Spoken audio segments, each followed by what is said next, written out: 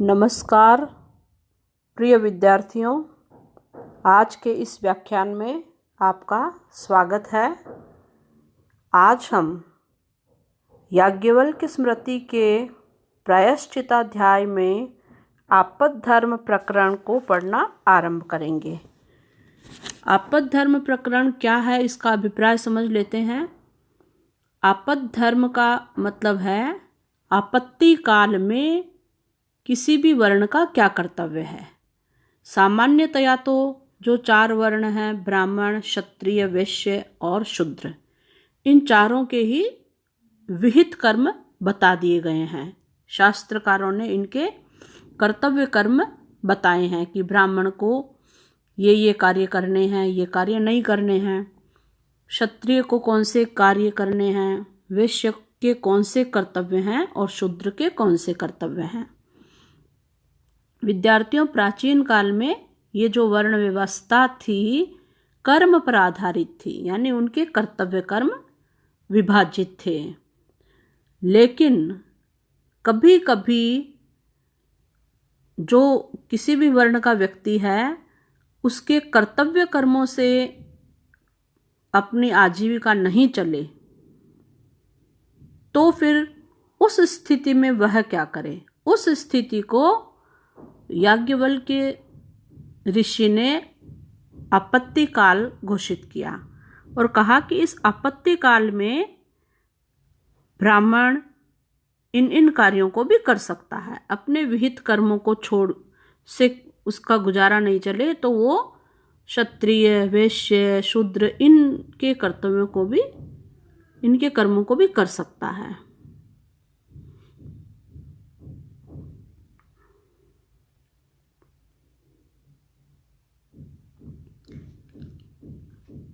शास्त्रेण कर्मणा जीवेत विषाम व्याप्यापदी द्विजः निस्तीर्यतामथात्मानं पावयित्वा न्यसेत पथि। द्विजः, द्विज यानी ब्राह्मण, आपदी आपत्ति काल में स्ववर्ण विहित वृत्ति से जीविकोपार्जन में यदि वह असमर्थ है तो शास्त्रेण, तो फिर क्षत्रियण वृत्तिना, क्षत्रिय के कर्म द्वारा, या फिर विषाम वैश्य के कर्म द्वारा अपनी जीवेत, अपनी आजीविका चलाए। उस आपत्ति को निस्तीर्य पार करके तत्पश्चात प्रायश्चित द्वारा अपने आप को पावयित्वा शुद्ध करके पथि अपने मार्ग में स्ववर्ण विहित वृत्ति में ही न्यसेत माने चले। यहाँ पर क्या बताया गया है कि ब्राह्मण वर्ण का कोई भी व्यक्ति है तो यदि उसका अपने कर्तव्य कर्म से उसकी जीविका नहीं चल रही है, जीवन यापन नहीं हो रहा है, तो इस आपत्ति काल में, इस इमरजेंसी में वो क्या करे। वह क्षत्रिय के कर्म भी कर सकता है, यानी धनुष, बाण आदि शस्त्र विद्या के द्वारा, शिकार के द्वारा अपना कार्य कर सकता है, देश रक्षा का कार्य कर सकता है। और इसके अलावा वैश्य के कर्म के द्वारा भी अपनी जीविका चला सकता है। वैश्य की जीविका क्या थी? कृषि करना और व्यापार करना, तो वह कृषि और व्यापार को भी कर सकता है। तो आपत्ति काल जब समाप्त हो जाए तब वह पुनः प्रायश्चित करके अपने आप को शुद्ध करे और अपने मूलभूत कर्तव्य कर्मों को ही करना प्रारंभ कर दे। जैसे कि ब्राह्मण का कर्तव्य कर्म है अध्ययन अध्यापन कराना, वेदाध्ययन करना, इन कार्यों को वह करना प्रारंभ कर दे पुनः।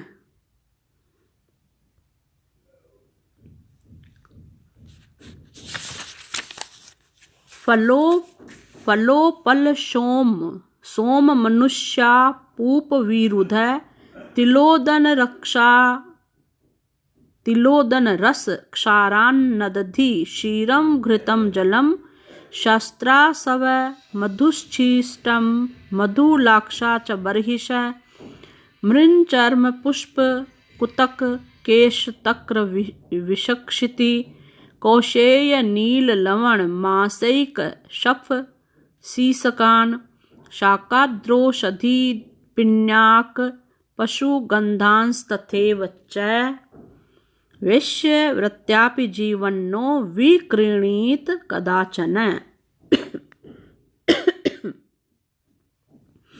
पूर्व के श्लोक में कहा था कि वह ब्राह्मण आपत्ति काल में कृषि और पशुपालन व्यापार ये सब कर सकता है, वैश्य के कार्य भी कर सकता है, क्षत्रिय के भी। लेकिन इस पद्य में बताया है कि व्यापार को करता हुआ यानी बिजनेस को करता हुआ भी वह इन वस्तुओं का विक्रय न करे, यानी इन वस्तुओं को न बेचे। देखते हैं कि कौन सी वो वस्तुएं हैं जिनको ब्राह्मण को नहीं बेचना चाहिए। फलोपल सोम, फल, उपल माने पत्थर, क्षौम माने सोम वस्त्र, रेशमी वस्त्र, सोमलता मनुष्य, अपूप पुआ आदि भोज्य पदार्थ, फिर है बेंत आदि लता, तिल, ओदन यानी चावल आदि भोज्य पदार्थ, रस, गुड़, इक्षु, शर्करा आदि, क्षार, लवण, दही, दूध, घी आदि, जल, शस्त्र, आसव यानी मद्य, सुरा, सुरा को नहीं बेचे, शराब को नहीं बेचे, सिकथक, मधु, लाह, कुश, मिट्टी, चर्म, पुष्प, बकरे के रोम से निर्मित कंबल, कुतप शब्द है इसके लिए, केश, मट्ठा, विष, भूमि, कौशेय वस्त्र, नील, नमक, मांस, एक खुर वाले घोड़ा आदि पशु, सीसा, शाक, आर्द्र, औषधि, पिन्याक, जंगली पशु तथा गंध, ये वस्तुएं बताई गई हैं। इनका विक्रय नहीं करे, इन वस्तुओं को वह नहीं बेचे, यानी व्यापार करना भी पड़े तो इन वस्तुओं को न बेचे।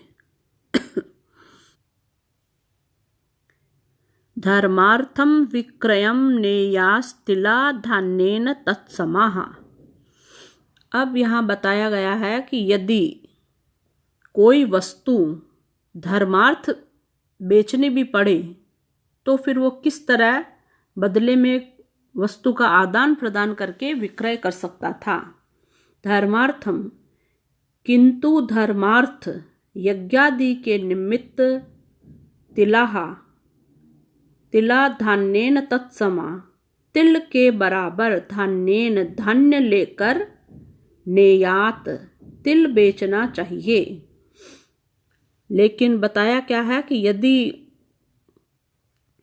धर्मार्थ क्रिया के लिए यदि कोई वस्तु बेचनी है तो उसके बदले में पैसा न लेकर अन्य धान्य ले। जैसे कि यज्ञ के लिए कोई तिल खरीदने आया है तो वह तिलों को बेच सकता है, लेकिन बदले में पहले तिल के बदले में कोई और अनाज ले, गेहूं, बाजरा, जौ आदि, यह लेकर के वह उसे बेच सकता है। अगला श्लोक है लाक्षा लवण मासानि पत्नीयानि विक्रये पयोदधि च मध्यम च हीन वर्ण कराणि तु।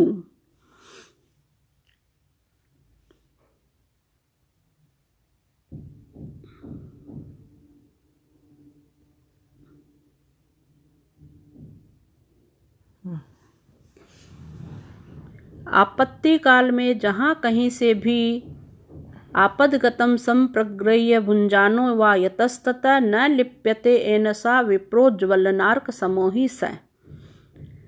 आपत्ति काल में जहाँ कहीं से भी, यहाँ तक कि हीन वर्ण से भी वह संप्रग्रह्य दान लेकर खाने भुंजाना है, खाने वाला ब्राह्मण न लिप्यते एनसा, पाप से लिप्त नहीं होता, क्योंकि विप्रह ज्वलनार्क समोही स, क्योंकि स विप्रह वह विप्र वह ब्राह्मण अग्नि, ज्वलन माने अग्नि तथा अर्क सूर्य के समान तेजस्वी होता है। यहाँ पर आपत्ति काल का ही ये वर्णन चल रहा है कि सामान्यतया तो हर जो वर्ण है अपने ही विहित कर्मों को करे, लेकिन आपत्ति काल में, इमरजेंसी में, कि उसका अपना काम नहीं चल रहा है, बिल्कुल भूखे मरने की स्थिति है, तब क्या करना चाहिए वो इसमें बताया है। तो आपत्ति काल में ब्राह्मण के पास कोई आजीविका नहीं है, वह अपने यज्ञ अनुष्ठान के द्वारा दान आदि कार्य से जीवन यापन नहीं कर पा रहा है, तो वह किसी भी वर्ण से दान लेकर जीवन चला सकता है, यानी यहाँ तक कि हीन वर्ण से भी दान ले सकता है। हीन वर्ण यानी शूद्रों से भी वह दान ले सकता है। इस दान से वह पाप से लिप्त नहीं होता। क्यों नहीं होता? क्योंकि उस ब्राह्मण को अग्नि तथा सूर्य के समान तेजस्वी माना गया है। तेजस्वी क्यों माना है? क्योंकि प्राचीन काल में मनुष्य अपने श्रेष्ठ कर्मों के द्वारा ही पवित्र और अपवित्र होता था। तो ब्राह्मण के कर्तव्य क्या थे? वेदों का अध्ययन करना, अग्निहोत्र करना, तप करना, अध्ययन कराना, सारे कार्य सात्विक कार्य थे। तो इन सात्विक कार्यों को करने से उसमें तेजस्विता रहती थी। अब जबकि वर्तमान समय में कोई भी व्यक्ति कोई भी कार्य कर सकता है, उन सभी वर्णों के लिए कोई कर्तव्य कर्म फिक्स नहीं है। कृषि शिल्पम भृतिर्विद्याम कुसीदम शकटम गिरि सेवानुपम रपोभेक्षम आपत्तौ जीवनानितु। अब आपत्ति काल में कुछ और साधन भी बताए हैं, यानी जो ब्राह्मण है उसका कार्य अपने विहित कर्मों से नहीं चल रहा है, तो वो क्या करे? कृषि करे, खेती बाड़ी करे, शिल्प कारीगरी के कार्य करे, मकान बनाना, कोई लकड़ी का काम है, नक्काशी, ये करे। वृत्ति माने मजदूरी भी कर सकता है। विद्या का भी विद्या प्रदान कर सकता है, वेतन लेकर अध्यापन करा सकता है, माने ट्यूशन पढ़ा सकता है। ब्याज पर रुपया चलाना, शकट भाड़े पर भार ढोना, पर्वत का विक्रय करना, अनूप वृक्ष जल से व्याप्त प्रदेश, और राजा से भी याचना कर सकता है, यानी राजा से भी पैसा मांग सकता है, तथा भिक्षावृत्ति करके भी जीवन चला सकता है। भिक्षावृत्ति का अर्थ विद्यार्थियों यहाँ हम हीन कार्य से न लें। भिक्षावृत्ति का मतलब है वह अन्य वर्णों के यहाँ से भोजन ग्रहण करके भिक्षचर्या के द्वारा अपना कार्य चला सकता है। इसका ये अभिप्राय है, न कि भीख मांगने से है।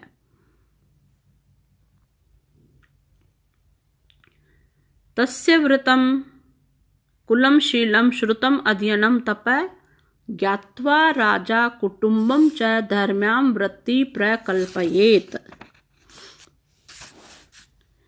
तस्य उसके कुल शील शास्त्र ज्ञान, अध्ययनम वेदाध्ययन, तपः तप, और कुटुंबम ज्ञात्वा कुटुंब का ज्ञान प्राप्त करके राजा उसके लिए धर्म सम्मत वृत्ति की व्यवस्था करे।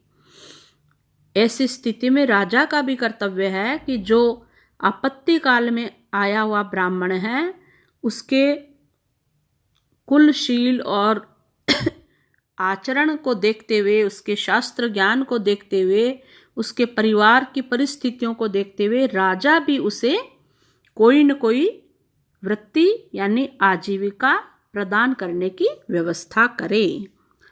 तो विद्यार्थियों, आज हमने ये आपद्धर्म प्रकरण पढ़ लिया है कि आपत्ति काल में ब्राह्मण वर्ण किस प्रकार अन्य वर्णों के कर्मों को भी कर सकता है।